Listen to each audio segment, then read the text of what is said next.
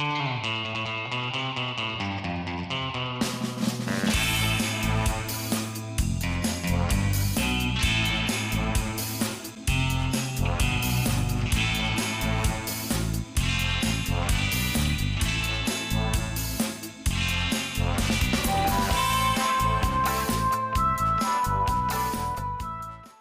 BHNS, bus à haut niveau de service, rebaptisé Très Grand Bus par les Provençaux, va métamorphoser le quartier de la Rose. Quel sera l'impact pour le territoire et ses habitants? Madame Messel, en tant que présidente du comité d'intérêt des habitants de la Rose, vous venez d'entendre un discours très positif sur l'arrivée du Très Grand Bus. Votre association a travaillé sur ce dossier. Quel est votre point de vue? Ça fait très longtemps qu'on entend parler de ce Très Grand Bus. C'est vrai que nous avons assisté à toutes les réunions dites de concertation, je dirais bien dites de concertation. Le maire, c'est vrai qu'il nous a beaucoup réunis, mais je crois qu'on n'a pas été tellement très entendus. Alors, ces parkings, si je comprends bien, il y aura des parkings publics, c'est-à-dire ouverts à tous. J'aimerais bien savoir où ils vont se situer, parce que le parking Barra, où il y a 350 places, c'est un parking RTM, c'est-à-dire qu'il faut avoir un ticket pour pouvoir prendre la ligne A. Ce que je doute encore, parce que je connais maintenant bien les Marseillais, bien que n'étant pas marseillaise, c'est que je m'étonne que les gens de Plan de Cuques, d'Allo, laissent leur voiture à Barra pour prendre le ligne A, pour reprendre en plein le métro de la Rose. Ça serait très bien, parce que je ne suis pas contre, enfin nous ne sommes pas contre le grand bus, loin de là, nous sommes pour les transports en commun. Voilà, alors donc j'entends beaucoup de parkings, j'aimerais bien savoir quels sont les parkings publics, ce que vous appelez public, c'est-à-dire ouverts à tous, mis à part le parking que l'on rehausserait de la Rose. Donc, comme j'expliquais, en fait, donc en dehors effectivement du doublement du parking du métro La Rose, donc, qui est bien sûr un parking relais, donc comme vous l'indiquez clairement, est privilégié en fait pour les clients des transports en commun. À côté de la direction régionale de la Poste, la rue Monge, vous voyez actuellement un grand chantier qui est en train de se réaliser en fait dans le bas de cette rue. Et donc c'est un parking public qui va être installé en fait sur cette zone. Alors j'ai plus en tête le nombre de places, mais ça devrait compenser en fait ce qu'on appelait le parking sauvage qu'on avait en bordure en fait des bâtiments. On a voulu, je pense au niveau de la communauté urbaine, maintenir en fait, voire peut-être augmenter la capacité en fait de stationnement sur cette zone. Sachant que logiquement, le Très Grand Bus va permettre aussi quand même, alors peut-être pas effectivement à tous les habitants de Plan de Cuques, mais on peut penser que les habitants d'Allo, par exemple, du Logis Neuf, prendront peut-être leur voiture pour aller jusqu'à Barra et finiront, parce qu'ils s'apercevront que les quelques centaines de mètres ou les 2-3 kilomètres qui restent à faire, c'est là où ils passent le plus de temps.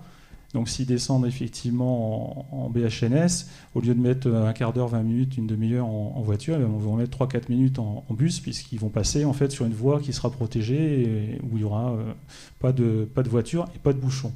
Donc c'est vrai que ça, on est toujours surpris, mais quand on compare en fait, on a eu l'occasion d'aller dans d'autres villes de France, on se rend compte qu'il y a un changement en fait, d'habitude qui se prend très très vite, surtout si on s'aperçoit qu'on voit des bus qui vous doublent alors que vous êtes coincé dans les embouteillages. Je peux vous dire que les gens ils ont vite compris qu'ils ont intérêt à se garer même sur le parking quelques kilomètres avant pour arriver 10, 15, 20 minutes plus vite au métro. Madame Messel, quel enjeu voyez-vous par l'arrivée de ce très grand bus pour le quartier de la Rose? Premièrement, quand on parlait du pôle technologique, on disait qu'il était à Château-Gombert. Et puis tout d'un coup, on entend parler du BHNS à la Rose. Alors, ce qui veut dire que moi, la Rose, elle part sur l'avenue de la Rose, bien sûr, elle part de la L2, en fait la future L2, de Brico-Dépôt, et puis elle arrive ici jusqu'à François Mignet.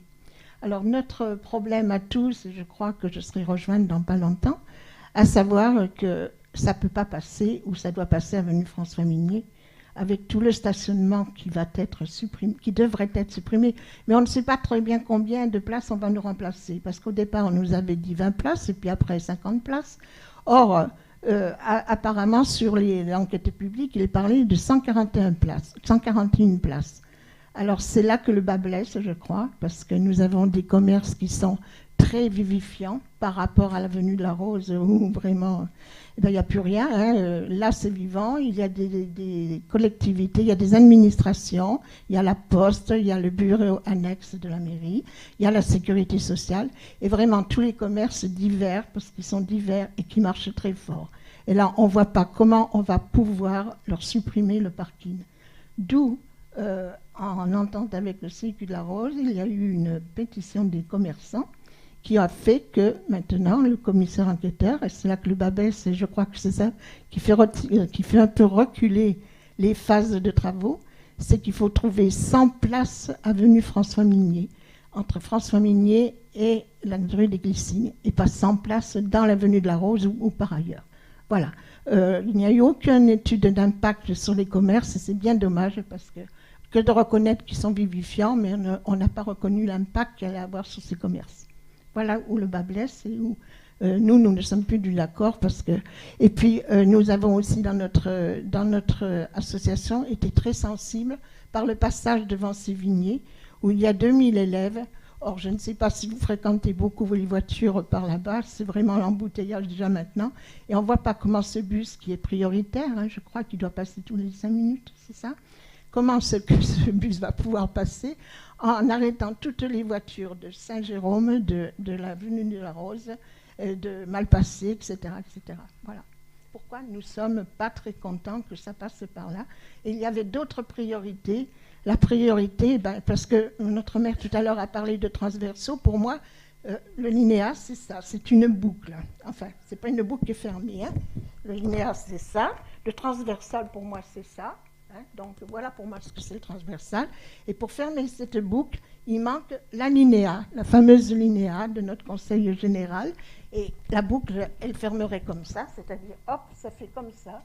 Et là, pas de problème, on ne passe plus par la Rose et on ne passe plus par Sévigné. Voilà ce que je viens de dire, j'étais un peu long peut-être. Justement, ayant conscience des difficultés pour traverser le cœur de la Rose, pour traverser Saint-Jérôme en bas, c'est pour cela que la communauté urbaine, avec les élus que nous sommes entendus à phaser les choses. Commencer par cette première phase que vous voyez, avec les 3 branches, Bara, métro de la Rose, Technopole, donc métro de la Rose, et Pèbre-d'Aille, jusqu'au boulevard Lavéran. Puis ensuite, continuer, comme je vous l'ai dit, pour aller jusqu'au métro. Alors, si on va par là, jusqu'au métro de Malpassé, on ne passera plus par Sévigné. C'est terminé. La boucle sera bouclée comme ça. Et peut-être qu'on ne passera plus par la Rose, parce qu'on vous a entendu. On a entendu, M. Palombo, aussi dans les diverses réunions. Toutes ces nuisances, tous ces problèmes de parking, bon, nous les connaissons. Même s'il n'y a pas eu d'études d'impact pour les commerçants, nous savons que l'ensemble des structures collectives où les commerces sont sur le cœur de la Rose. Donc, en prenant compte de tout cela, eh bien, la communauté urbaine, les élus de votre secteur, ont pris la décision de phaser. Ça veut dire que, bon, cette première phase se terminera, puis ensuite on verra. Ça fera la L2 seconde, quoi. Voilà. Pas du tout. Si on attend autant comme on attend l'ouverture de la L2 Est, c'est dans ce sens-là que je veux vous dire. Il va falloir attendre et moi j'ai très peur. Alors, Monsieur Palombo, je rappelle que vous êtes président du CIQ, Comité d'intérêt de quartier. Pouvez-vous nous dire comment les habitants perçoivent-ils ce projet ? Je viens de percevoir qu'il y a eu des changements quand même il y a eu des changements sur l'itinéraire et tout. Monsieur Osvépian, on ne vous a jamais dit que le BHNS ne devait pas passer dans la Rose. On a dit simplement qu'il n'a pas été fait intelligemment. Le problème de passage de bus, hein, on peut le faire autrement. Le bus peut passer, on peut avoir des places supplémentaires. Donc on en avait demandé ça, nous, au commissaire enquêteur. Et je pense que les 100 places, on peut les mettre sur la Rose. Voilà. Création de parking, ça veut dire on fait des parkings supplémentaires avec des hautes capacités. Alors, les premières présentations, j'avais proposé de faire au boulevard Bara 1500 places de parking. Bon, ça a fait rigoler tout le monde parce qu'on a dit on ne sait pas si le BHNS va fonctionner et tout. Mais non, au contraire, le BHNS, c'est super bon pour Marseille. Vous comprenez très bien que avec toute la population qui va venir dans pas longtemps, c'est-à-dire que sur Allo, Plan de Cuc, enfin, il va y avoir 1700 logements qui vont se faire et qui vont être livrés en 2014. Il va y avoir 900 logements qui vont se faire sur le chemin des Olives. Donc il va y avoir, à la louche, 2600 logements qui vont être créés autour de Marseille. Hein.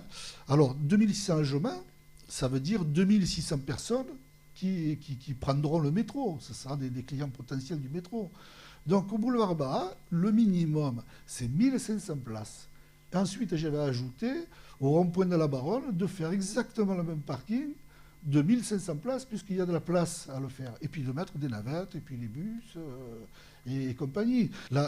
Les gens, quand ils vont venir avec leur voiture, ils vont venir et se garer dans tous les quartiers de la Rose. Déjà, ils commencent au Vieux-Cyprès, les gens commencent à l'avoir marre. Au Clos, c'est à bloc. Vous avez ED, ils sont tous garés dessus, il faut que les gens y mettent un gardien. Vous avez un autre, comment il s'appelle, juste à côté, là, Intermarché, il y a un gardien à partir de 7 heures. Donc, si on ne fait pas des réels parkings satellites, on n'y arrivera jamais. Donc le bus, c'est bien d'avoir un bus, mais il faut avoir des places derrière pour que les gens puissent prendre le grand bus. Tous ces problèmes-là, donc, nous les comprenons, on en a discuté longuement, et c'est pour cela qu'on a phasé. C'est pour cela qu'on a phasé. On n'a pas commencé les travaux d'un bout à l'autre. Donc, moi, si je peux dire mon propre avis personnel, hein, le BHNS s'arrêtera là. Le BHNS, bien sûr, la ligne A, quand elle sera faite, au-dessus, évidemment. Mais en ce qui concerne la circulation jusqu'à la Rose, au métro de la Rose, puis du Pèbre-d'Aille jusqu'au métro de Malpasset, je pense que le BHNS doit, pour moi, personnellement, s'arrêter là. Pas de travaux qui ne soient pas une source de nuisance quand il y a des travaux. Par contre, la source de nuisance permanente qui est constituée par la prolifération de la circulation automobile, celle-là, il faut bien la faire reculer. D'autant que, comme le faisait remarquer Jo Palombo tout à l'heure, il y a d'autres logements il faut arrêter d'empiler des logements si on n'a pas à côté de ça des modalités de transport collectif qui permettent aux gens de se déplacer raisonnablement sans voiture. Le schéma initial d'aménagement des places de parking BHNS dans la première conception crée plus de places de parking qu'il n'en supprimait. Je voudrais rappeler ça. Créer plus de places de parking autorisées, parce que bien entendu, par contre, on ne parle pas des places de parking illégales, mais les places de parking illégales sont illégales, je veux dire, les endroits où les gens se garent en stationnement interdit, les endroits se garent en stationnement interdit. Le BHNS, c'est une modalité de transport qui transporte 130 personnes d'un seul coup et qui est scandé grosso modo toutes les 5 minutes. D'accord ? Donc, vous voyez ce que ça représente, le transport de 130 personnes d'un seul coup toutes les 5 minutes. C'est autant de personnes qui n'auront pas besoin de se déplacer autrement, et notamment qui n'auront pas besoin de se déplacer en voiture. Je ne partage pas du tout l'avis de M. Ovsepian sur le fait qu'on ne bouclera pas le BHNS. Non, ça ne sera pas une L2, ça ne va pas rester en stand-by. Il faut réfléchir intelligemment aux aménagements, et c'est pour ça que c'est bien qu'il y ait ce phasage. Mais à un moment donné, il faudra que non seulement ce morceau-là, mais progressivement, il faut être clair, que l'ensemble de Marseille, dans sa grande géographie, soit desservi par des transports en commun en site propre, comme c'est le cas dans toutes les villes d'une certaine taille dans les pays développés. Et Marseille doit aspirer à le devenir, notamment quand demain on aura une métropole qui servira à cela. Je vous remercie. A priori, donc, ce projet ne fait pas l'unanimité, suivant de quel côté on se trouve, avec un point commun, l'attachement au quartier, et une volonté commune de faire évoluer ce quartier. Cette requalification urbaine ne risque-t-elle pas, en préservant notre qualité de vie, de lui faire perdre son âme? La question est ouverte, mais nous savons tous ici que les habitants de ce quartier sont tournés vers l'avenir. Et comme disait Georges Bernanos, l'avenir est quelque chose qui se surmonte, on ne suit pas l'avenir, on le fait.